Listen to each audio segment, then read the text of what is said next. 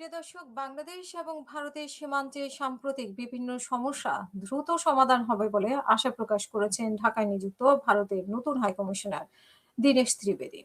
বঙ্গভবনে রাষ্ট্রীয় মোহাম্মদ শাহাবুদ্দিনের কাছে পরিচয়পত্র পেশের মাধ্যমে সৌজন্য সাক্ষাতে তিনি এই আশাবাদ ব্যক্ত করেন।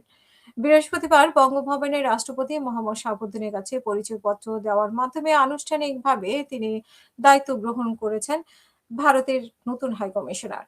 পরে রাষ্ট্রপতির সঙ্গে আনুষ্ঠানিক অনুষ্ঠানে সৌজন্য সাক্ষাতে তিনি দুই দেশের সম্পর্কে, সীমান্ত ব্যবস্থাপনা এবং বিভিন্ন অমীমাংসিত ইস্যু নিয়ে আলোচনা করেন। রাষ্ট্রপতির প্রেস সচিব মোহাম্মদ সারোয়ার আলম জানান যে বৈঠকে রাষ্ট্রপতি দুই দেশের জনগণের মধ্যে যোগাযোগ বৃদ্ধি এবং সীমান্ত সমস্যা সহ বিভিন্ন অমীমাংসিত ইস্যু ইতিবাচক সমাধানের উপর গুরুত্ব আরোপ করেন। এই সময় দীনেশ ত্রিবেদী বলেন, সম্প্রতি সীমান্তরক্ষী বাহিনী, বিএসএফ ও বিজিবির উচ্চ পর্যায়ের কর্মকর্তাদের মধ্যে ফলপ্রসূ আলোচনা হয়েছে। তিনি স্থানীয় ও কেন্দ্রীয় পর্যায়ে দুই দেশের সীমান্ত সংশ্লিষ্ট কর্মকর্তাদের মধ্যে আরও নিয়মিত বৈঠকের আয়োজনের প্রয়োজনীয়তার কথা তুলে ধরে সীমান্ত সমস্যাগুলোর দ্রুত সমাধান হবে বলে আশা প্রকাশ করেছেন। রাষ্ট্রপতি নবনিযুক্ত ভারতীয় হাইকমিশনারকে স্বাগত জানিয়েছেন এবং আশা প্রকাশ করেছেন যে তার দায়িত্বকালে বাংলাদেশ ভারত সম্পর্কে আরো সুদৃঢ়, ফলপ্রসূ এবং জনকল্যাণমুখী হবে বলে তিনি মনে করেন। বৈঠকে রাষ্ট্রপতি বাংলাদেশের নতুন সরকারের শপথ অনুষ্ঠানে ভারতের লোকসভার স্পিকার অংশগ্রহণের বিষয়টি কৃতজ্ঞতার সাথে স্মরণ করেন। একই সঙ্গে তিনি বলেন যে নিকটতম প্রতিবেশী এবং গুরুত্বপূর্ণ বাণিজ্য ও উন্নয়ন অংশীদার হিসেবে ভারতের সঙ্গে সম্পর্ককে বাংলাদেশ বিশেষ গুরুত্ব দিয়ে থাকে।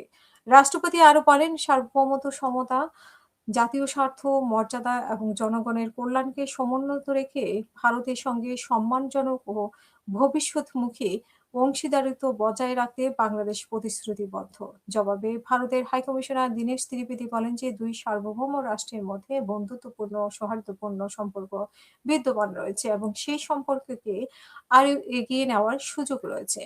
প্রিয় দর্শক, ইতিমধ্যেই দীনেশ ত্রিবেদী একটি বক্তব্য নিয়ে প্রপ প্রচন্ড আলোচনা সমালোচনা হয়েছে। তিনি যে বক্তব্যটা রেখেছিলেন যে ভারতের ১৪০ কোটি এবং বাংলাদেশের ২০ কোটি মিলে আ ১৬০ কোটি মানুষ একই শক্তিতে কাজ করবে এবং বিশ্বে বড় একটা ভূমিকা রাখবে।